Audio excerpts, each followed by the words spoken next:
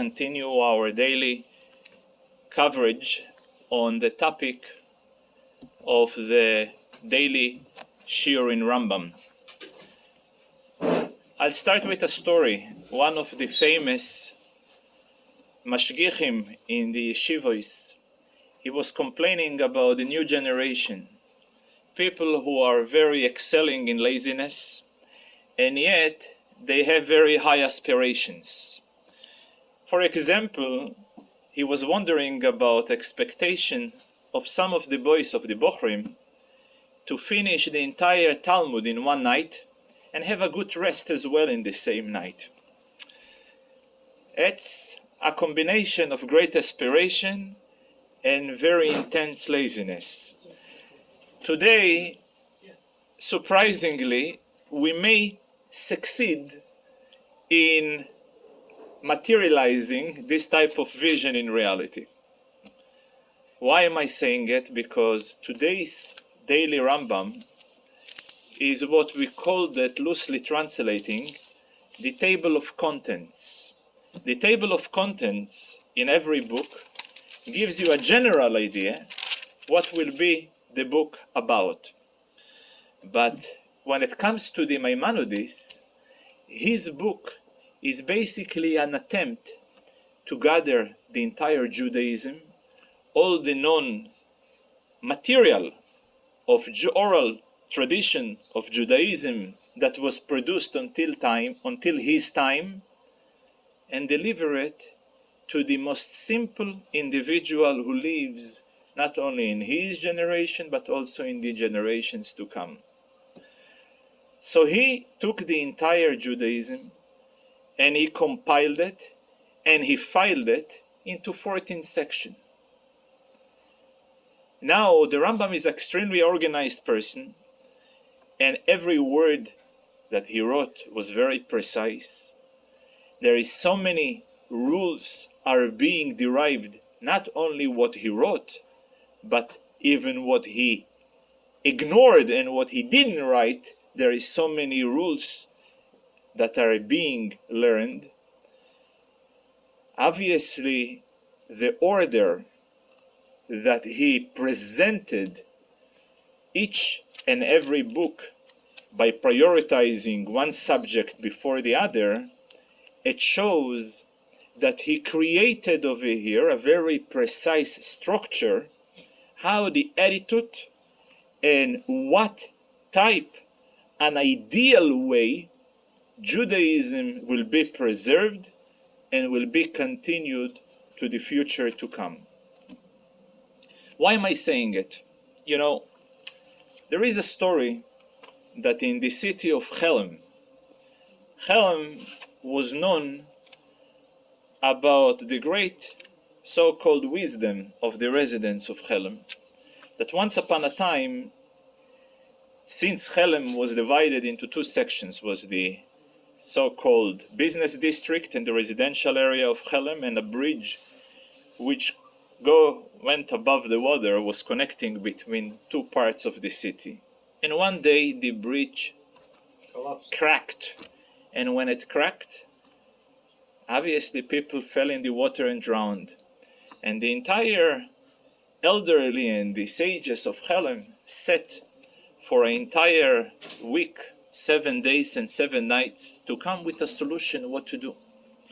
So the great scholars of Chelm came with a solution that they will build a hospital next to the water to treat all those victims and all those people who fell from the bridge to the water. This was the Chelm el Chachomim, the great sages of Chelm. Why am I saying it? You know, throughout history, we as a society in general, we are basically talking over here a society that not taking in consideration or not factoring or not assigning any importance to Torah, to the words of Halacha, are basically Chelms. Because if you're going to see any type of structure, whether it is of government or whether it is institutions, they always reacting to a situation at the best. Their entire approach is not a proactive, but a reactive. And as such, they are not any different than the sages of Chelem.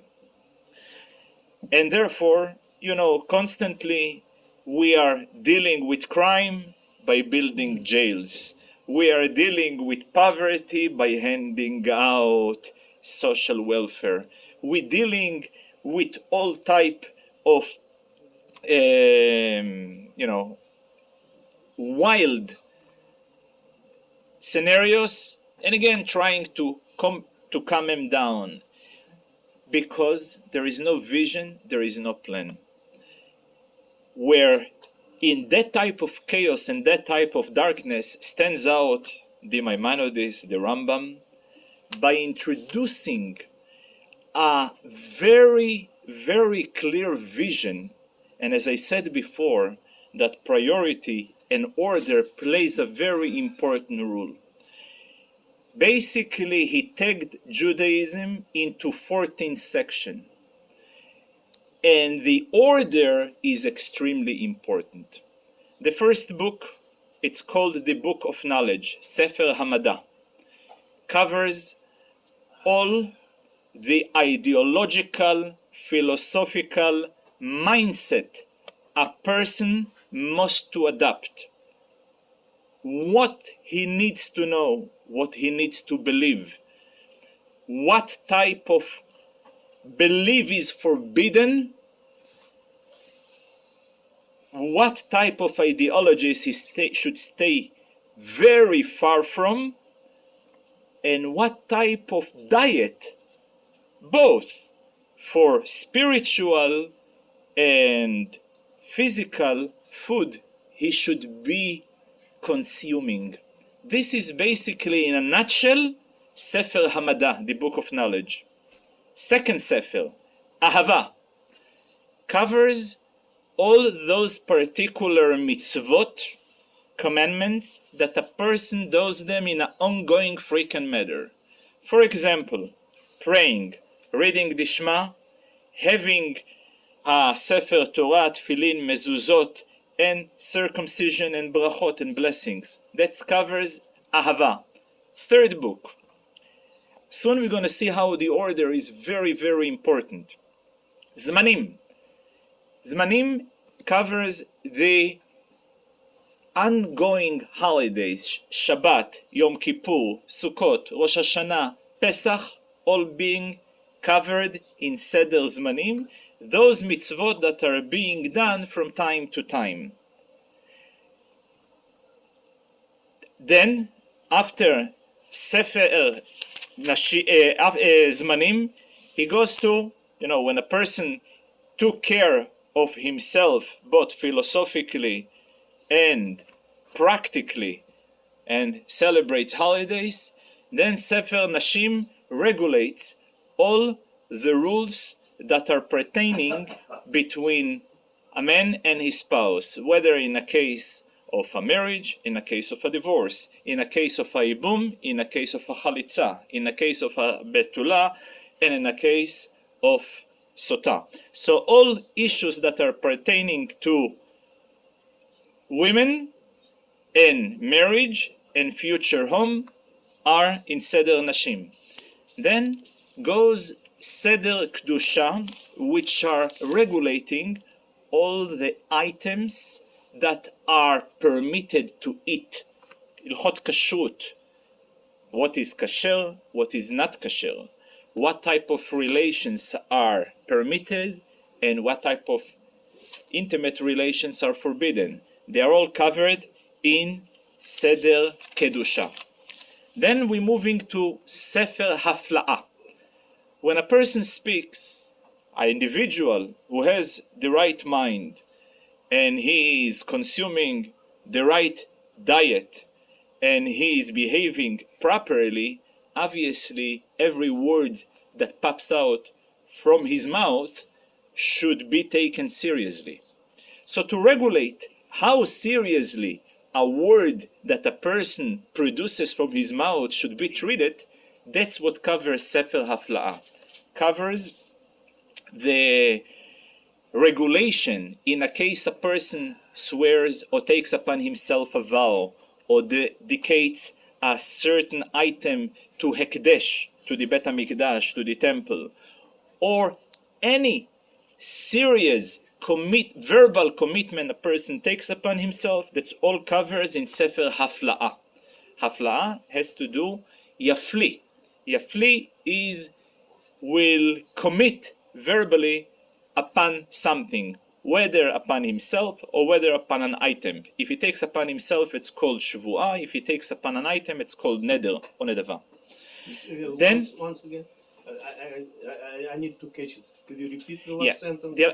Hafla'ah is a verbal commitment a person can take or upon himself, which will be defined as a Shvu'ah, or he takes that particular item will be removed from any access to himself, from benefit or not. It's called neder. So if I refuse to drink wine except Shabbos, so the wine, it will be a neder. It depends how you verbalize it. Yeah, if you can verbalize that this wine will be forbidden upon myself, it's called neder. Then we're moving to Sefer Zra'im. Everything that has to do with agriculture, how should a person regulate his field from production to harvest to the donations that are being given to the Kohanim and the Levim, etc. Then we're moving to Sefer Avodah and Korbanot, which covers all the offerings in the temple, all the rules that pertaining to the temple itself. And in order to qualify to enter to a temple, you got to be in a state of tahara. So this is the book of Tahara covers. And guess what? All the rules ben Adam lechavero, which are nezikin, kinyan, mishpatim, and shoftim, between one man and others, are being left towards the end. And the reason is, I'm coming back to the earlier story, that the way the Rambam deals with a broken bridge is fix the bridge and not to try to have a hospital right into the water to treat the victims of the people who fall into the water. The idea is by building the right bridge, the right balance, when a person is filled in his mind with the awareness of God and with the desire to serve Him and to realize that He's here for a purpose, so then the function of the so-called enforcement agencies are just there for the real reminder, and not in so-called free societies without any order, without any vision, without any direction, that they are constantly building more and more hospitals into the water to treat those victims who fell into this water. And I want to conclude with one idea. The Rambam writes that he divided each and every topic into, which means it's 14 books, but then those 14 books containing many topics. The sum total of the topics that he covers is 83. In Hebrew, the number 83 is the gematria of machala, disease, sickness. In Talmud it says a person who eats breakfast right after morning prayers takes away 83 diseases, keminyan machala, kol ha-machala asher samti b'mitzrayim. The Rambam himself was a doctor. Once upon a time, a lady suffered from health problems, and she wrote to the Rebbe, and the answer was to take upon herself to study the Rambam, since it contains 83 halachot, which is keminyan machala, and she was healed. Later, one of the secretaries asked the Rebbe if this was a particular hora'ah instruction for her, or whether it is a general tip that can be applied to anybody else. And the Rebbe says, yes, everybody can apply to it as well. In fact, I heard that a few stories that many people who took upon themselves or to study in a very ongoing basis the Rambam or to upgrade their study, good things happened in the health area of their life. So everybody, a little bit health wouldn't hurt, if not physical health, definitely mental health is always useful. And again, we should always stay healthy and get stronger and healthier, both physically and spiritually. Thank you. But to react